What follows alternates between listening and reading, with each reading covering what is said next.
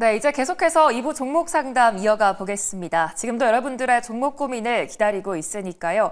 종목에 대한 고민이 있으신 분들은 02-2000-4989번으로 전화 주시거나 문자샵 2034 또 유튜브 댓글까지 남겨주시기 바라겠습니다. 바로 시청자님 만나볼게요. 안녕하세요. 네, 안녕하세요. 네, 안녕하세요. 어떤 종목이 고민이실까요? 클리오요. 네, 매수가랑 비중이 어떻게 되실까요? 16,130원에 20%요. 네, 이 종목 언제 매수하셨을까요? 오늘 들어갔어요. 오늘이요. 예. 네, 오늘 들어가셨는데 화장품 관련해서 어떤 전략 세워봐야 될지 두 분의 의견 들어보겠습니다. 네, 두 분 다 매도 의견 주셨습니다. 어떤 분께 상담 받아볼까요? 하창한 본부장님이요. 네, 하창한 본부장님 상담해 주시죠. 네, 안녕하세요. 네네. 네, 일단 오늘 사셨다라고 하는데 뭐 사실 가격적으로만 보면은 되게 사볼 만한 위치이기는 해요. 근데 저는 살 때 가격이 싸다고 사는 편은 아니거든요. 근데 혹시 이 종목을 어떠한 투자 이유로 화장품 내에서 선택을 하셨는지 좀 궁금한데, 네, 말씀을 해주실 수 있으실까요? 앞으로 실적 개선될 것 같아가지고 들어갔어요.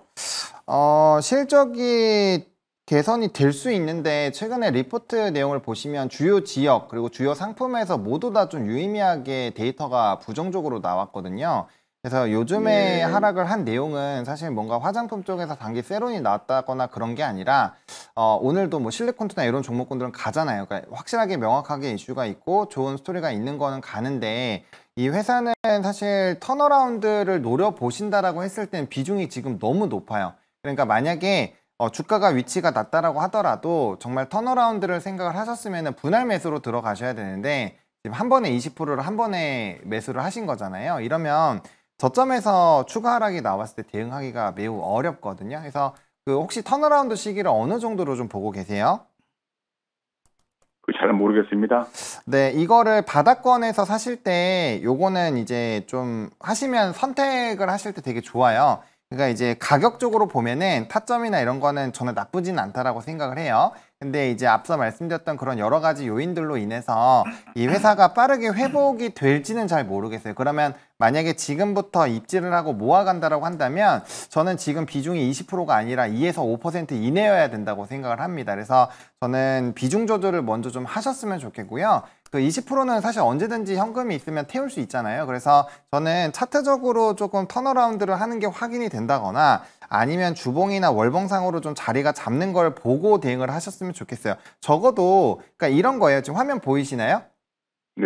네, 화면 보시면 그 매수하셨던 가격대보다 위에 17,100원 라인 요 종목 여기가 되게 중요한 부분이거든요. 왜냐면 해당 부분이 주가가 하락하고 굉장히 좀 유의미하게 지지가 나왔었던 라인인데 그게 요번에 실적이나 이런 리포트 발로 떨어지고 나서 오히려 반등이 나올 때 돌파를 못하고 눌리고 있잖아요. 그럼 이게 새로운 저항 라인이 될 수 있거든요. 근데 이게 왜 중요하냐면 작년부터 지금까지 굉장히 유의미하게 지지하던 라인이 깨지고 저가가 깨졌어요. 그러면 저점을 테스트하지 않고 사시면 이게 어디까지 떨어질지 지금 예단이 안 되거든요. 그렇기 때문에 저는 비중 조절을 지금 바로 하셨으면 좋겠어요. 한 15% 정도 비중 덜어 넣으셔가지고 5% 정도만 남겨 놓으시고 적어도 뭔가 유의미하게 반등이 나온다라고 한다면 저는 21,000원 이상부터 좀 돌파 매매를 한다거나 한다면 그럴 때 할 것 같고요. 밑에서 매집한다라고 한다면 이렇게 비중 한 번에 태우시면 안 돼요. 그래서 제가 만약에 투자를 한다면 그렇게 할 거라고 생각을 하고 있어서 저는 그런 식으로 비중 조절 이후에 다시 차곡차곡 사시는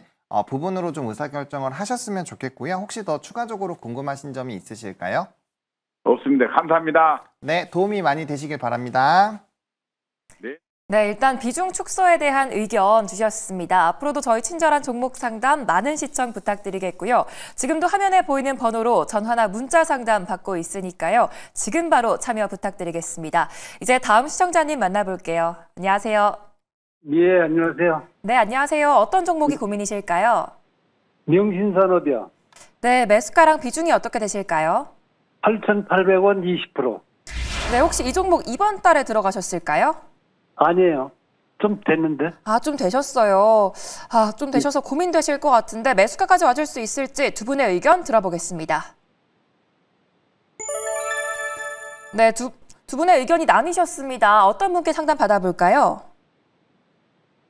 이화진님한테 네, 이화진 과장님 상담해 주시죠. 네, 일단은 물론 지금 이제 명신산업이 예전에 아마 한참 테슬라 관련주로 아마 주가가 한참 움직였을 거예요. 아마 그때 코로나 때로 좀 기억을 하고 있는데, 물론 지금 대부분의 이제 자동차 관련주들, 아니면 부품 관련주들이 사실 실적이 사실 좋아질 수는 없죠. 왜냐면은 대부분의 현대차 그룹 비중이 굉장히 많을 거고, 물론 명신산업 같은 경우가 1분기 기준으로 했을 때 대략 한 60%, 40% 비중이 아마 현대차 그룹 비중으로 좀 가게 될 거고, 나머지가 60%가 글로벌 이제 전기차 향으로 좀 나오게 될 텐데, 물론 그동안 제 주가가 많이 빠졌던 거는 그런 전기차 캐즘에 대한 영향, 그리고 이런 그런 판관비에 대한 비용 부담, 결국은 원가 자체에 대한 실적에 대한 실적이 좋아질 수가 없는 상황이기도 하죠. 그런 측면이 있는 상황인데, 제가 보유라고 얘기한 거는 좀 단기적인 모멘텀이 좀 나올 것 같습니다. 그게 뭐냐?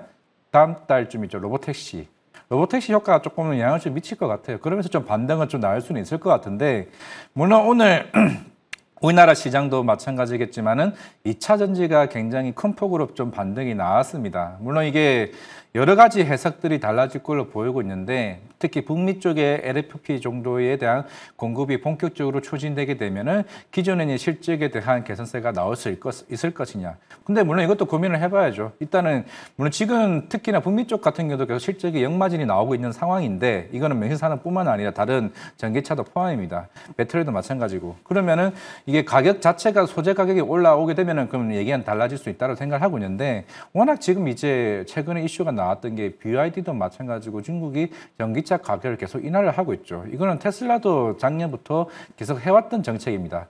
결국에는 저는 이제 전기차 이게 워낙 이제 업황이 계속 지연되다 보니까 결국에는 대형 두 기업들이 이제 하나둘씩 가격 인하를 하게 되면서 사실 굉장히 중소형 업체들이 하나둘씩 그게 적자를 못 버티고 그게 파산하기 전까지 아마 조금 계속 이런 흐름은 나올 것 같아요. 그리고 난 뒤에야 이제 옛날에 우리가 반도체 그 사이클 때처럼 그런 시장 자체가 업황이 좀 회복되지 않을까 생각을 하고 있는데, 그러면 적어도 명신산업은 단기적으로 이런 로보택시 효과로 인해서 저는 개인적으로 10,000원 아니면 9,500원까지는 한번 도전해봐도 되지 않을까라고 생각하고 있습니다. 물론 차트를 보면은 와 여기서 충분히 절반만 해도 16,000원까지 갈 수 있지 않을까? 그러지는 않을 것 같아요. 저는 개인적으로 그러지는 않을 것 같고, 물론 실적이 생각보다 빨리 돌아서지는 쉽지는 않을 건데, 일단 로보택시 효과로 단기적인 모멘텀을 누려라. 만약에 그렇게 누리고 나면은 차라리 파시고, 일단은 전기차는 내년까지는 조금 지켜봐야 되는 게 제 입장입니다. 오늘 대부분의 전기차가 반등을 했다고 전기차 이제 바닥 찍었나로 얘기는 하고 있는데, 저는 아직까지 시간이 좀 필요하다고 좀 생각하고 있습니다. 네, 고맙습니다. 네, 감사합니다. 단기적인 모멘텀에 대한 말씀 주셨습니다. 오늘도 좋은 하루 보내시고요. 내 종목도 전문가님 인사이트가 필요하다 하시는 분들은 02-2000-4989번으로 전화 주시면 되는데요. 샵 2034로 문자 주시거나 유튜브 채팅창으로도 참여 가능하니까요. 많은 참여 부탁드리겠습니다. 이제 다음 시청자님 모셔볼게요. 안녕하세요. 네, 시청자님 안녕하세요. 네, 안녕하세요. 어떤 종목이 고민이실까요? 일진파워요. 네, 매수가랑 비중이 어떻게 되실까요? 비중은 15%, 13% 정도 되는데, 네. 그걸 아마 근데 제가 고가에 사줬나 봐요. 아, 매수가가 어떻게 되실까요? 12,630원. 12,630원이요? 네네. 네, 언제 매수하셨을까요? 그렇게 오래되진 않았는데, 그때 좀 올라갈 때 그걸 제가 사게 됐나 봐요. 아, 보니까. 올라갈 때 사셔서 또 고민되시는 것 같은데, 네네. 앞으로 주가가 힘을 좀 내줄 수 있을지 두 분의 의견 들어보겠습니다. 네, 네. 네, 두 분 다 보유 의견 주셨습니다. 어떤 네. 분께 상담 받아볼까요? 제가 지금 밖이 돼가지고, 테레비를 못 봤어. 네. 네, 이화진 과장, 하창한 본부장 있습니다. 어떤 분께 상담 하창한 받아볼까요? 본부장부터 할게요. 예. 네, 하창한 본부장님께 들어보겠습니다. 네네. 네, 안녕하세요. 네네. 네, 저는 매도 의견을 말씀을 좀 드렸는데요. 그 이유가 네. 일단은 오늘 원전 쪽이 좀 손바뀜이 있었어요. 그래서 네. 물론 산업적으로 보면은 보유를 하시는 것이 나쁘지 않을 수 있는데 일진파워는 최근에 후발로 좀 올라가는 종목군들이거든요. 만약에 선발대였던 두산 에너빌리티나 BHI 같은 종목이라면 제가 그냥 보유 의견을 드렸을 텐데, 뭐 한신기계나 뭐 에너토크나 뭐 일진파워, 물론 일진파워는 추가적으로 좀 이슈가 있기는 합니다만 사실 좀 차익이 나오면 이런 종목군들은 굉장히 가볍게 많이 눌리게 돼요. 그래서 좀 저는 리스크 대비를 하셨으면 좋겠고요. 근데 이제 바로 파시라고는 안 하고 오늘 이제 좀 종가상 이탈은 아니거든요. 그래서 확실하게 11,500원이 깨졌다라는 게 누가 봐도 명확하다라고 한다면 저는 비중을 최소 절반 이상 줄여주시는 게 좋을 것 같아요. 왜냐하면 이게 비중 조절 없이 고가권에서 사실 되게 후발로 사신 것 같아요. 제가 봤을 때는 26일 월요일에 사신 것 같거든요. 네. 왜냐하면 그때가 아니면 그렇게 급하게 안 사셨을 거고 그 다음 날에는 뭐 수익권이나 거의 보합권이니까 크게 대응 안 하셨을 거고 오늘 이제 올라가다가 홍하고 떨어져가지고 아 이거 어떡하지 고민하셔서 전화하신 것 같거든요. 제 생각에는. 그래서 이틀 전에 사신 게 맞고 근데 이제 고가권에서 그 이제 26일 월요일에 거래량을 굉장히 동반해서 상승이 나왔고 그 다음에 이제 윗꼬리가 많이 달려서 다음 거래일에는 종가상 이걸 지지를 해줬는데 지금 이 거래일 뒤에 이게 깨졌잖아요. 그럼 다음 거래일에는 적어도 27일 화요일 가격대까지는 와줘야 이 5일선에 대한 기울기 자체가 유지가 돼요. 근데 아시겠지만 급등주나 급등하고 있는 종목군들을 보시면 이평선의 기울기가 꺾였다라는 거는 수급의 힘도 줄어들고 있다라는 거고 매수 매도가 약해지고 있다라는 거예요. 그럼 아시잖아요. 그러면 거기에서 매수 매도를 안 해요. 그러면은 매도가 나온단 말이에요. 왜? 최근에 이게 9,000원짜리가 14,000원대까지 거의 갔기 때문에 단기 수익률로 보면은 1, 2주 사이에 벌써 주가가 40, 50%가 오른 거예요. 그러니까 지금 전화 주신 시청자분께서는 손실권이지만 굉장히 많은 사람들은 다 수익이라는 거예요. 그러면 이거 던지고 지금 다른 거 봐도 되는 거 오늘 반도체 좋았으니까 반도체로 가도 되는 거고 내일 뭐 2차전 좀 그냥 가버리면 그만인데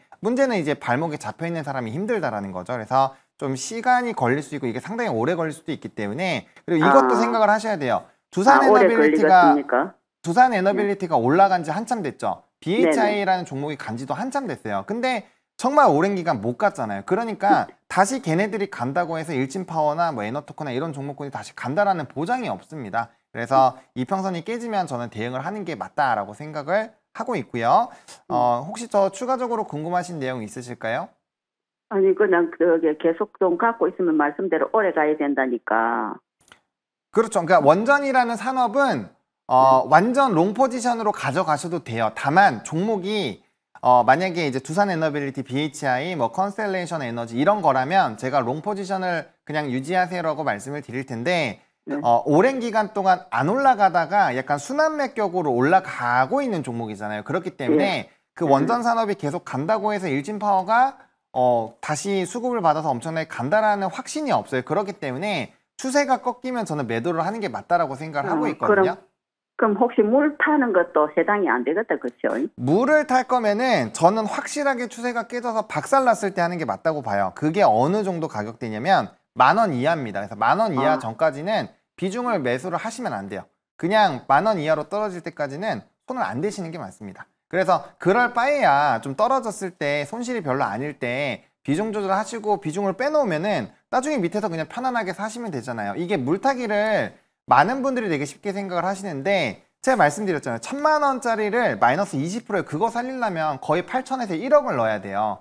쉽지가 않다니까요. 물을 탄다라는 거는 내가 들어간 원금 대비했을 때 상당히 몇 배수의 그런 돈을 넣어야지만 가능해요. 이거는 종이에다가 한번 이제 추가매수 하시는 거를 한번 시뮬레이션을 해보시면 바로 답 나와요. 그래서 이 비중이 15%면 적은 수치가 아닙니다. 이게 이제 우리나라가 너무 트레이딩 장세가 많이 벌어져서 그런데 이 15%면 사실 삼성전자나 현대차 이런 애들이 들어가야 되는 비중이에요. 그래서 굉장히 비중이 높기 때문에 저는 그렇게는 안 하셨으면 좋겠고요. 원전 산업이 이때까지 갈 때까지 안 갔기 때문에 얘가 추가로 가지 못한다. 차라리 그러실 거면 두산 에너빌리티나 BHI나 뭐 해외에 있는 기업들 뭐 컨셀레이션 에너지, GE 버너바, 뭐 카메코 이런 종목으로 아예 교체하시는 거면 제가 또 괜찮다고 생각을 하는데 그게 아니라면은 저는 비중 조절 하시는 게 맞다라고 좀 말씀을 드리겠습니다.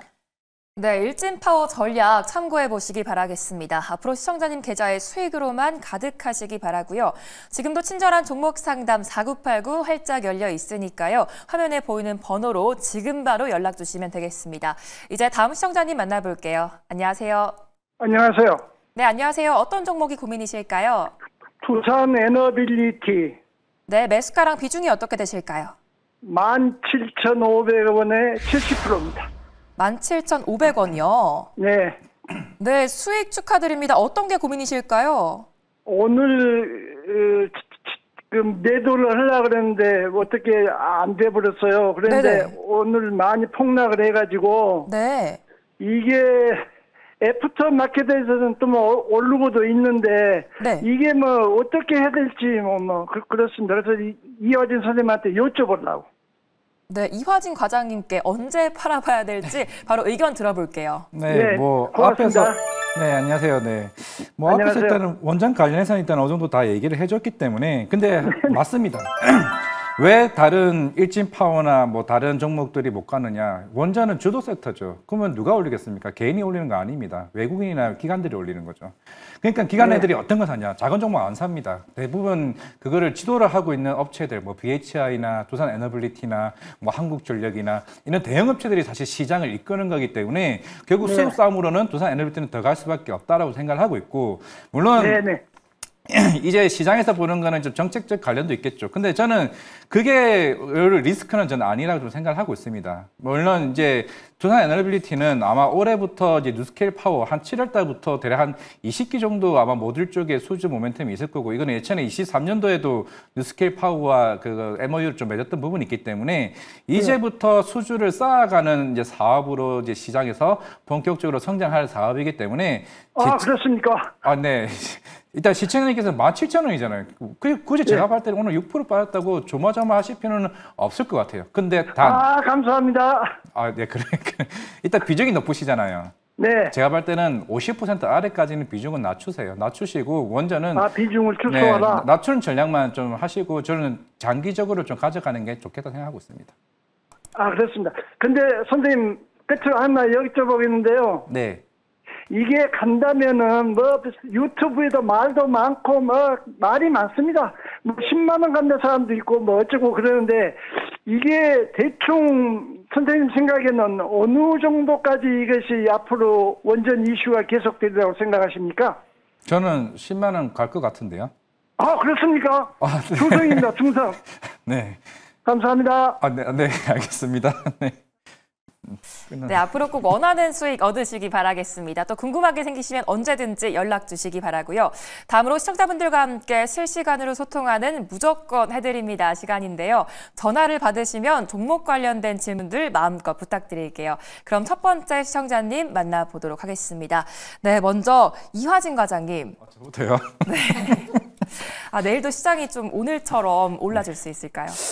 일단 관세 이슈가 좀 안정이 돼가지고 어려울 것 같긴 합니다. 일단은 대선 이후부터는 내국인 수급이 좀 들어올 것 같아서. 그렇다면 그 중에서 또 어떤 섹터를 좀 봐야 될까요? 네, 여보세요? 안녕하세요. 여보세요? 네, 안녕하세요. 여기 매일경제TV 4989 이하진 과장입니다. 예. 너무 네. 감사합니다. 네, 혹시 종목 궁금하신 거 있으실까요? 네. 제가요. 네. 이게 오래됐어요. SK 케미칼이고요. SK 케미칼. 아니, SK 케미칼이 아니고 SK 팜이에요. SK 팜. 바이오팜. 바이오팜 말씀하시는 거죠? 예, SK 바이오팜. 9만 원짜리. 에스코프리. 맞죠? 네. 근데 이제 네네, 그것이 맞습니다. 비중이랑 혹시 그 평단이 어떻게 되세요? 이게 145,000원이고요. 45,000원이요. 네. 예, 비중이 한 10% 정도 됩니다. 145,000원일까요? 145,000원. 예, 145,000원이요. 135,000원. 최근에 사실 이게 빠진 게 그거죠. 사실 SK 바이오팜 이게 에스코프리가 매출은 계속 올라오고 있을 거예요. 물론 지금 점유율 1위가 VB액트가 대략 한 10%, 11% 비중을 차지하고 있고 SK 바이오팜이 아마 10% 정도? 물론 이제 결국에는 이런 내장증 관련 치료제이기도 하고 시장은 계속 성장하는 국면에 있는 상황인데 이게 결국 의약품 관세가 이루어지게 되면 사실 신약 업체들 같은 경우는 타격을 입을 수밖에 없죠. 지금 그것 때문에 그런 우려가 나오게 되면서 기존 가이던스가 조금 무너졌습니다. 그게 SK바이오팜의 가장 문제점이기도 하고, 물론 가장 큰 문제점 그거죠. 이 사실 이거 하나만으로 거의 매출 비중이 그냥 98%입니다. 아직까지는 이제 다른 다양한 파이프라인이 지금 인상 2상이나 3상도 준비 중이긴 한데 조금 시간이 좀 개인적으로 좀 필요하다라고 좀 생각을 해요. 지금 아마 이 다음 달쯤에는 의약품 관세가 조금 나오지 않을까라고 좀 생각을 하고는 있는데 아마 그렇게 되면은 일단 실적에 대한 조금 어느 정도 이슈는 있을 것 같고 지금 단장의 주가가 반등하기는 전 개인적으로 좀 쉽지는 않을 것 같습니다. 결국에는 추후에 뭐 공장 이전에 대한 이슈도 나와야 될 거고 그리고 새로운 인상 3상을 준비 중이었던 그게 제가 알기로는 수면장애 관련 파이프라인을 알고 있습니다. 그게 어느 정도 인상 3상이 마무리되면서 새로운 다각화 매출을 일으킬 수 있는 모멘텀이 나와줘야 SK바이오팜이 저는 개인적으로 반등이 좀 나올 수 있기 때문에 만약에 지금 매수가가 14만 5천 원이 나와서 사실 여기서 손절을 하라기는 좀 그래요. 왜냐하면 SK바이오팜이 사실 안 좋은 회사도 아니고 그리고 이 관세 이슈 때문에 주가가 빠졌는데 만약 관세가 불확실성이 좀 해소가 되게 되면은 그에 따라서 이제 눈높이를 낮춰줄 수는 있긴 하겠지만은 적어도 반등을 할 수 있는 모멘텀이 새로운 추가적인 파이프라인이 결국 새로운 인상 3상이 마무리되었을 때 조금 나올 수 있다. 그 점만 조금 생각을 할 수 있는데 근데 사실은 본전까지 오려면 좀 시간이 좀 많이 걸릴 것 같아요. 네, 고민이 좀 해결되셨을까요? 네, 많은 도움 되셨기 바라겠고요. 이제 다음 분도 찾아가 보도록 하겠습니다. 네, 이번에는 유창희 본부장님, 하차한 본부장님. 네. 네, 오늘 2차전지가 올라졌는데 네. 앞으로 이 반등이 좀 이어질 수 있을까요? 네, 뭐 일단 분위기는 좀 좋은 것 같아요. 근데 뭐 저는 개인적으로 2차전지 산업을 아직 그렇게까지 막 엄청 긍정적으로 보고 있지는 않는데 뭐 제 생각이 중요한 게 아니라. 여보세요? 아, 네, 여보세요? 네. 네, 안녕하세요. 매일경제TV입니다. 아, 네네. 네, 혹시 뭐 종목 궁금하신 거 있으시다고 해서. 아, 한국항공우주요. 네, 한국항공우주. 네. 평단이랑 매수 단가를 좀 알 수 있을까요? 아까 내가 거기다 이야기했는데 가만히 있어라. 네. 89,000원에 5%요. 89,000원? 5%요. 네. 요번 최근에 사신 거죠? 네, 맞습니다. 아, 네, 지금 이거 뭐 어떤 게 좀 구체적으로 궁금하실까요?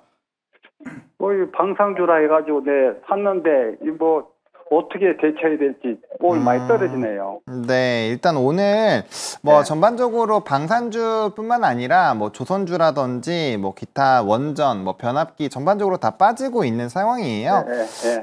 그래서 이제 뭐 사실은 주도주의 손바뀜이라고 가정을 해본다면은 대피를 하는 게 맞기는 합니다. 왜냐면은 이제, 근데 좀 고민되는 거는 단기적으로 뭐 항공우주 관련된 이슈도 좀 있어요. 뭐 당장 내일 이제 스페이스X가 또 쏘는 게 있거든요. 로켓 또 쏘는 것도 있고 해서 미국장에선 사실 로켓주들이 굉장히 활발한데, 그거게 이제 우리나라에 잘 반영이 안 되고 있는 상황이어서 제가 대응 라인을 조금 말씀을 드릴게요. 여기가 이탈되면은 한번 좀 정리를 하시거나 비중을 좀 축소를 하시고 다시 네. 민라인에서 좀 다시 고민을 해보시면 좋을 것 같아요. 일단 82,500원이 깨지면 네. 저는 일단 비중 조절을 할 것 같아요. 그러니까 이제 5%를 다 정리를 하시거나 왜냐면 네. 타점이 잘못됐으니까 네. 그렇게 좀 대응을 하시면 될 것 같고 82,500원요? 네, 다시 재접근을 할 건데요. 그거는 네. 73,000원 전후로 했을 때 가격이 더 안 떨어지고 지지가 됐을 때는 다시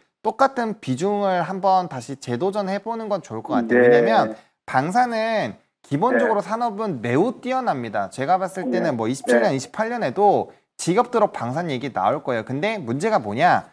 들어가신 부분이 너무 늦게 들어갔어요. 왜냐면 지금 한 3-4달 사이에 주가가 거의 100% 올랐거든요. 그러니까 주가가 그래요? 너무 많이 올랐어요. 그러니까 상대적으로 좀 상황이 안 좋고 여기에서 자금이 빠져나간다라고 한다면 많은 분들이 이제 다 수익이니까 편안하게 수익 실현을 하겠죠. 오늘은 좀 그런 상황이어서 만약에 내일이나 모레까지 반도체나 2차전지 같이 좀 잘 안 가던 산업군들이 굉장히 강하게 움직인다. 그때 아마 이런 종목군들이 빠질 거라서 일단 단기 소나기가 올 때는 피하는 게 좋겠죠. 그래서 그렇게 한번 대응을 해보시고 다시 새로운 타점을 찾아보시면 좋을 것 같습니다. 네, 그러니까 82,500원 빠지면은 손절하라 이거죠. 네, 맞습니다. 그게 안 깨지면 보유, 깨지면 손절. 네. 예, 감사합니다. 네, 도움이 되시길 바랍니다.